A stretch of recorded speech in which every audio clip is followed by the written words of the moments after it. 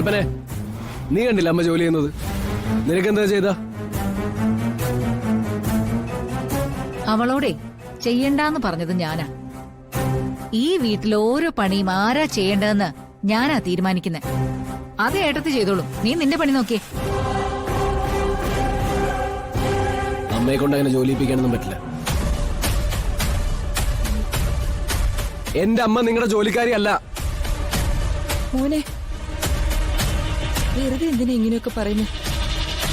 ഈ വീട്ടിലുള്ള ജോലി ആരെടുത്താൽ എന്താ? എനിക്കൊരു കുഴപ്പമില്ല.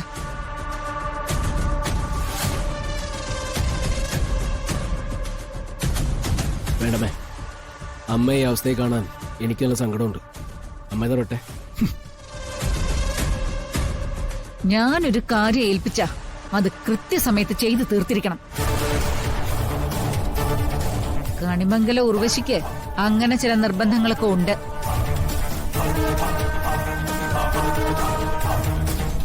എന്താ പറഞ്ഞേ? കണിമംഗലം ഉർവശിയോ? എപ്പോഴാ അങ്ങനെ ഒരു പട്ടം പേരിന്റെ കൂടെ ചാർത്തി കിട്ടിയത്?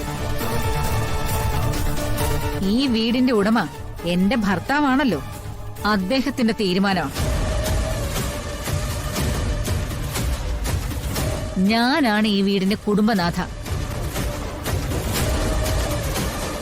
ഞാൻ പറയുന്നതേ നീ അടക്കം എല്ലാവരും അനുസരിച്ചേ പറ്റൂ. നിങ്ങളുടെ അഹങ്കാരത്തിന് ചെയ്യേണ്ടത് എന്താണെന്നറിയോ? അമ്മ ഇതൊക്കെ കേട്ട് ഇവിടെ നിൽക്കേണ്ട കാര്യമില്ല. അമ്മ അച്ഛനും മുത്തശ്ശി എന്റെ കൂടെ വന്നാൽ മതി. നമുക്ക് എങ്ങോട്ടെങ്കിലും പോവാം.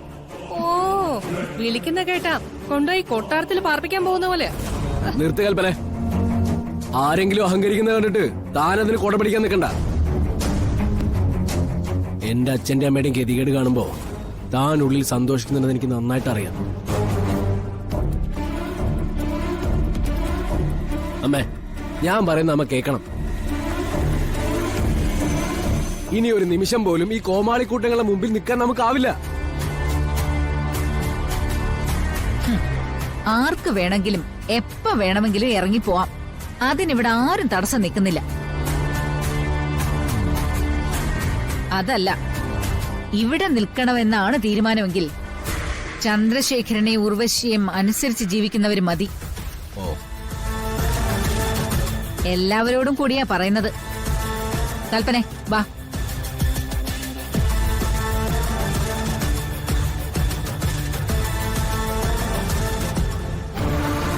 അമ്മേ, നമുക്കിപ്പോ ഇറങ്ങണം.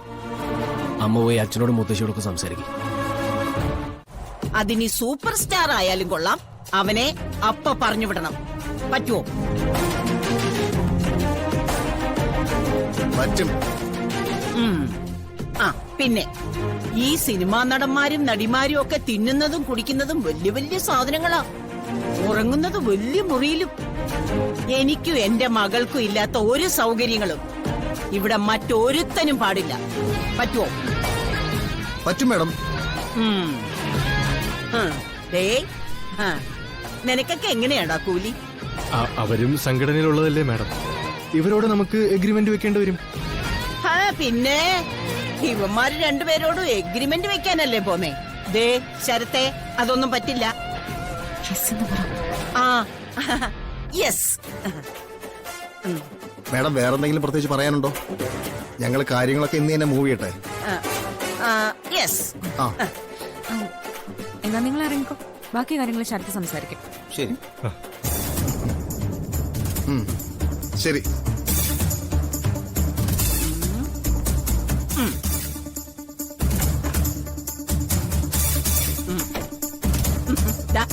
എങ്ങനെ ഉണ്ടായിരുന്നു? വലിയ കുഴപ്പമില്ല. ബാക്കി എന്താടാ കുഴപ്പം? അല്ല, ഒരു പ്രശ്നമില്ല. മുത്തശ്ശി ഈ സ്റ്റാൻഡിൽ തന്നെ തുടർന്നാ മതി. അവന്മാരെ ശരിക്കും കുടുങ്ങിപ്പോയില്ലേ?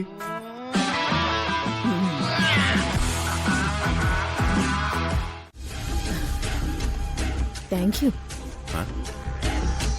അതെന്തിനാ ഇപ്പോ? ആക്ച്വലി തനിച്ചിരുന്ന് ഭക്ഷണം കഴിക്കാന്ന് പറഞ്ഞ ഒരു ബോറിന് ഏർപ്പാടാ. പിന്നെ നിവർത്തിയില്ലാത്തതുകൊണ്ട് ചെയ്യുന്നെന്ന് മാത്രം. വേവ് ലെങ്ത് തുല്യമായ ഒരാളോ ഒപ്പം ഇരിക്കുമ്പോ ഭക്ഷണത്തിന് രുചി കൂടും. കേട്ടിട്ടില്ല? ഇല്ല, അങ്ങനെ ഞാൻ കേൾക്കുന്ന ആദ്യമായിട്ടാ. ആ, എന്നാ ഇന്നത്തെ എക്സ്പീരിയൻസ് കഴിച്ചു നോക്കിട്ട് പറ. നോക്കാലോ നമുക്ക്.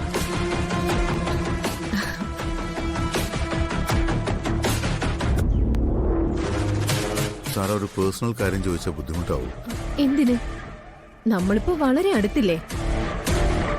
ചന്ദ്രശേഖരന് എന്നോട് എന്തും ചോദിക്കാം. നമ്മൾ തമ്മിൽ നേരിട്ട് പരിചയമില്ലാതെ തന്നെ സാറ് എന്നെ ഒരുപാട് ഹെൽപ്പ് ചെയ്തു. ഇന്ന് ഞാൻ നിൽക്കുന്ന പൊസിഷനിലേക്ക് എന്നെ എത്തിച്ചു. എനിക്ക് സാറെ കുറിച്ച് ഡീറ്റെയിൽസ് ഒന്നും അറിയില്ല. ബെഞ്ചമിനോട് ഞാൻ ചോദിച്ചതുമില്ല. സാറയുടെ ഫാമിലി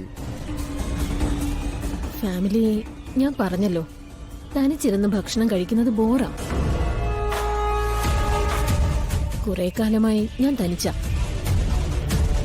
എന്റെ 23-ാം വയസ്സിൽ എന്റെ വിവാഹം കഴിഞ്ഞു. കഷ്ടിച്ച് 1 മാസം നീണ്ടുനിന്ന ദാമ്പത്യം. എന്തുപറ്റി? അയാളൊരു മനുഷ്യനെ അല്ലായിരുന്നു. എനിക്ക് ഇന്നുള്ള ധൈര്യമൊന്നും 23-ാം വയസ്സിൽ കാണില്ലല്ലോ.